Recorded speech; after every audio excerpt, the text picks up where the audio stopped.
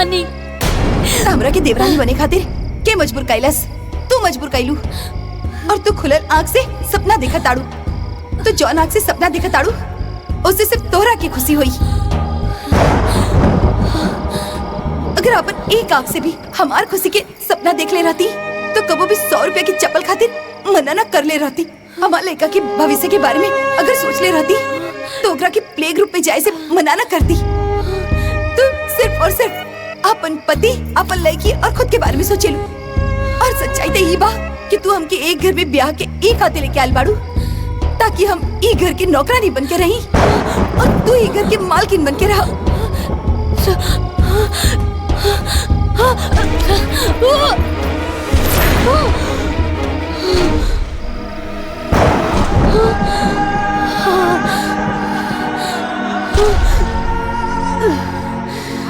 दीदी,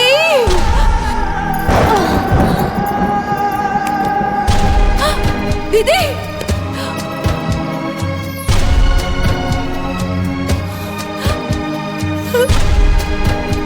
दीदी काबिल, दीदी, दीदी काबिल, उठी ना दीदी। माई, माई जल्दी आवा।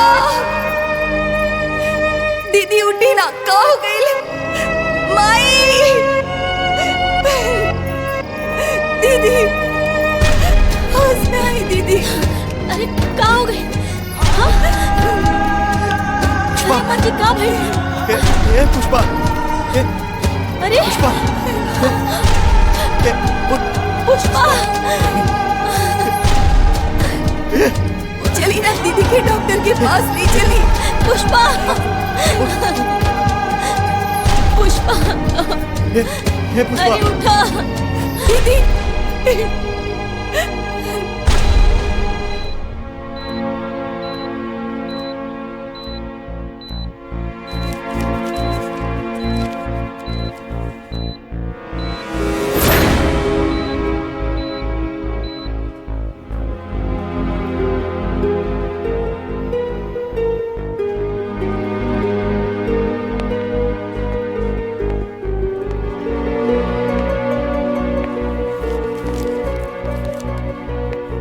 डॉक्टर साहब कैसन बाड़ी पुष्पा? देखिए, 1.5 साल पहले ही मैं उनको बता चुका था कि उनको ब्लड कैंसर है।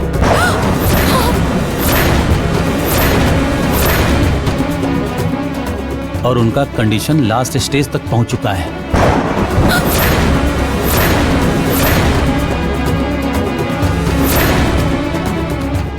अब उनके पास बहुत कम दिन बचे हुए हैं, इसलिए उनको घर ले जाइए, खुश रखिए। परिवार में जितने दिन रहेंगे उनके लिए उतना ही अच्छा होगा।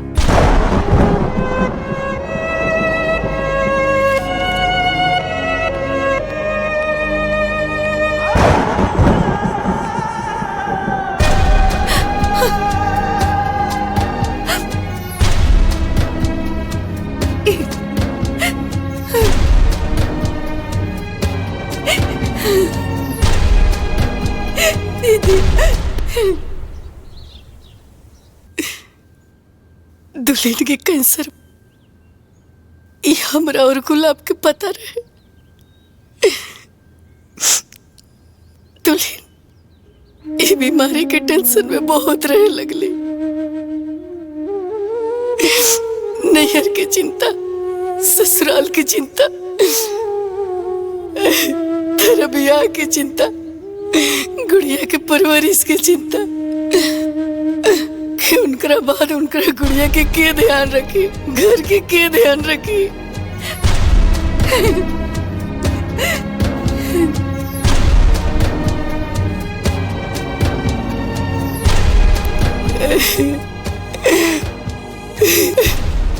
और उनका मन में ही सब चलत रहे, लेकिन हमरा से कह ना पावत रही।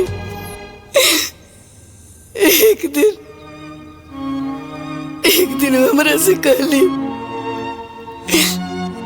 कि बाजी हम चाहते नहीं कि हमारी बहन की शादी सतीश से कर दिया जाओ,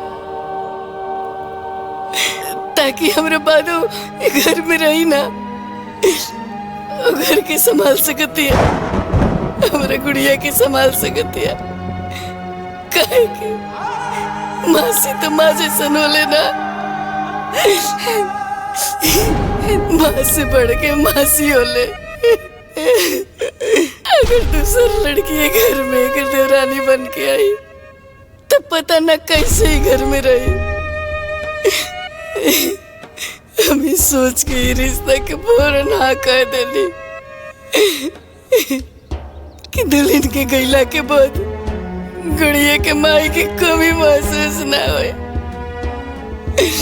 जनतर लोग एक बात कही, हम बहुत लाचार हो गई। हम वो सास है कि जे अपना पतों में भेद कैलास कायदे से निकल जाओ।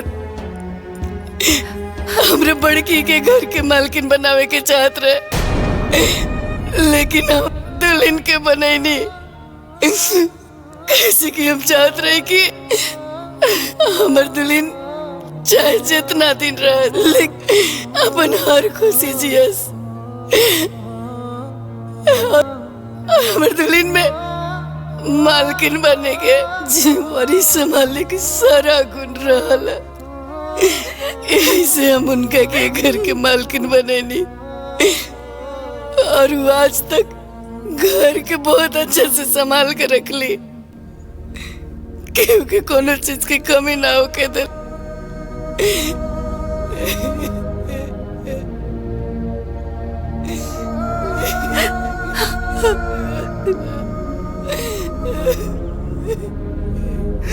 ना माया, चुप हो जा।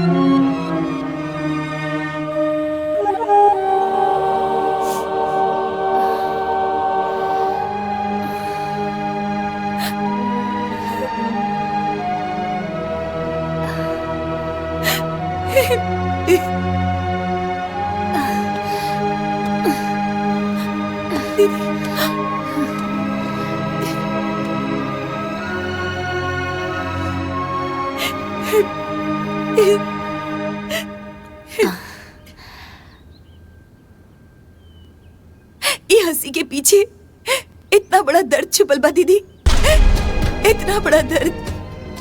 तू तो हमसे हर बात बतावेलू, तो फिर ईराज हमसे काहे छुपावलू दीदी, काहे? सुगंधा, तू तो अपना दीदी के बचपन से जाने लू ना। वो अपन सुख सबके साथ बांटेली, लेकिन अपन दुख ना। हमारी बीमारी कैंसर हम तोरा के बाबूजी से माई से हे खातिर ना बताऊनी कि कहीं तू लोग बहुत परेशान ना हो जाओ। दीदी तू कितना महान बाड़ू, तू कितना महान बाड़ू दीदी। हम तो छोट बहन होके भी हम तोरा की इतना उल्टा सीधा बोल देनी, तोरा साथे जबान लड़ौनी, हम तोरा की काका कह देली दीदी। हमरा की माफ कर दे दीदी, हमरा की माफ कर दे दीदी। तू हमरा के छोड़ के कब मत जाइए दीदी, कब मत जाइए दीदी। तू हमकी मारा, डांटा और उल्टा सीधा बोल दे, हम कुछ न बोलब दीदी, हम कुछ न बोलब। बतावा दीदी, तोरा के का खाए की मन बा? कचौड़ी, पूरी, हलवा दीदी, तोहर जौन मन करी हम उस सब बना दे। बस दीदी तू एक बार बोला, तोहर का मन बा? ए दीदी, तू हमरा से नाराज नहीं खुना? बहन, जब दिल में कोनो नाराजगी ही ना बा, तब माफी कैसन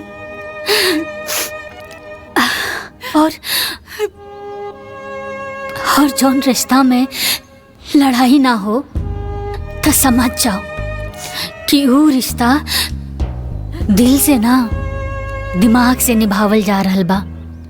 और हम तोहरा के छोड़ के कब्बो ना जाई। अरे हमार रिश्ता कोनो जरूरत के रिश्ता ना बा। जरूरत के रिश्ता छूट जाला और खून के रिश्ता कब्बो ना छूटेला। और हमनी दोनों बहन के रिश्ता त खून के बाना। खून के हाँ? अब सुना, अब तू ई रिश्ता छोड़ा और हमार मन के बात सुना। हाँ बोली दीदी। और हमार मन के बात यही बा कि तू हमरा खातिर आलू वाला कचौड़ी हाँ गोभी के सब्जी और सूजी के हलवा बना के खियाबू। हाँ बना दा, बनाइबू ना।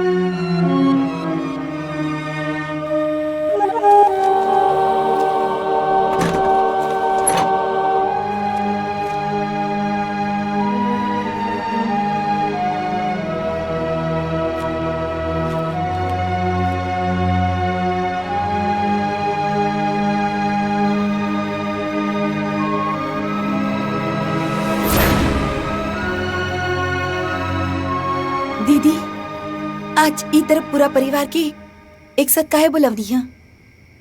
हमरा के तो कुछो नहीं के पता।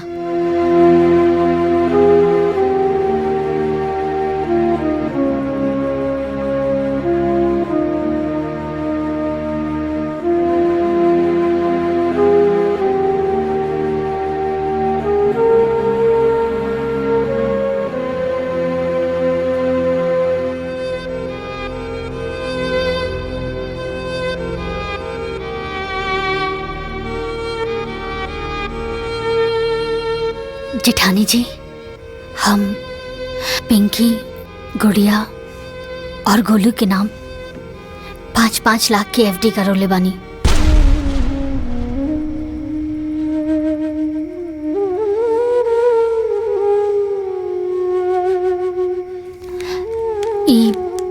पढ़े के पेपर है, रवा संभाल के रखी।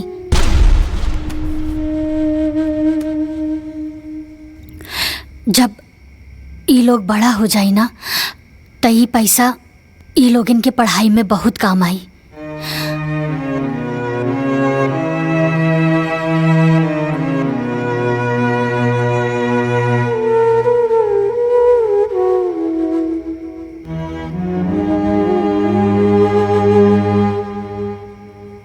सुगंधा, हम तोरा से कहले रहनी ना कि समय अइला पर हम तोरा के पाई पाई के हिसाब देब। ये जौन एफडी के प्रीमियम बा ना वो हम देवर जी और जेठ जी के खेती के कमाई से ही भर ले बानी। ये पूरा घर चलावे खातिर हम पाई पाई जुड़नी। अरे कबो 100 रुपया 50 रुपया खातिर लड़ भी गई नी।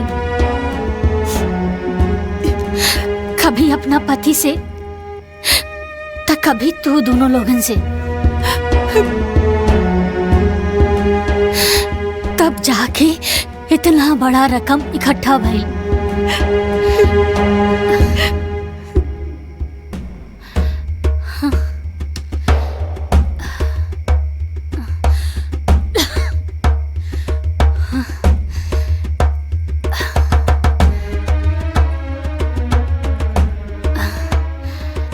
पर जेठानी जी, अब हमरा अंदर इ घर के मालकिन बने के हिम्मत नहीं के बचल।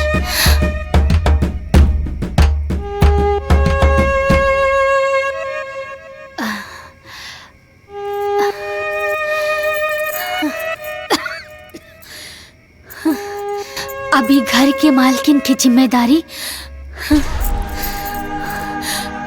रहुए संभाली जेठानी जी, रहुए संभाली।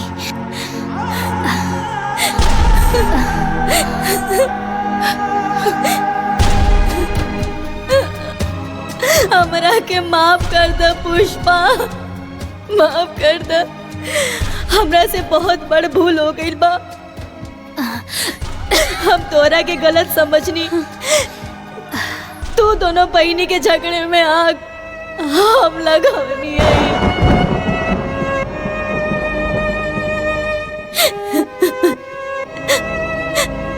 काहे से हम सोचत रही कि तू बस अपने बारे में सोचेलू।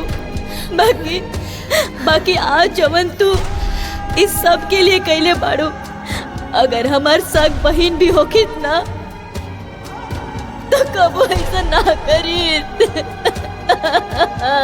कब ना करे। अरे जेठानी जी, जेठानी जी संभालिए अपने आप के। वैसे भी बेगुनाह के दिल ना बहुत छोट होला, लेकिन जब केहू से माफी मांग लेला ना तो ऊ बहुत बड़ हो जाला। और राउर आँखी के आंसू ये बता रहल बा कि राउर मन में अब कौनो मैल नहीं खे। रउआ के माफी मांगला के कौनो जरूरत नहीं खे, कौनो जरूरत नहीं खे।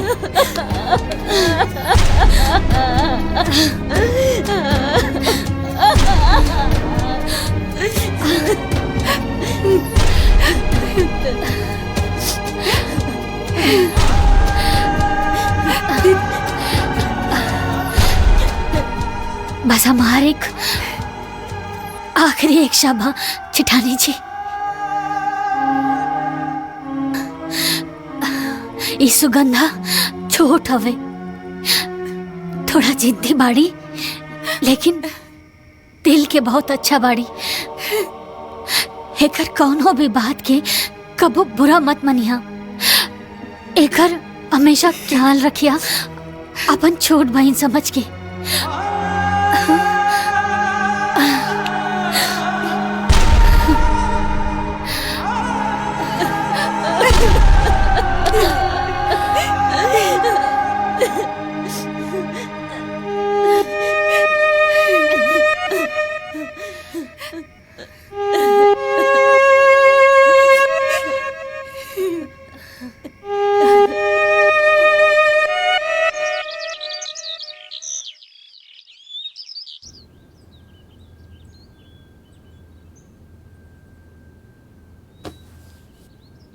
दीदी उठी ना दीदी, देखी ना आज तोहरे पसंद के नाश्ता बनवले बानी।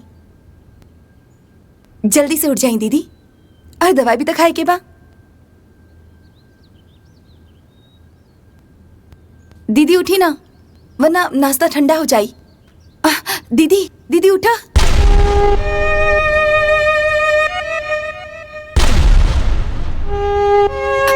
दीदी दीदी दीदी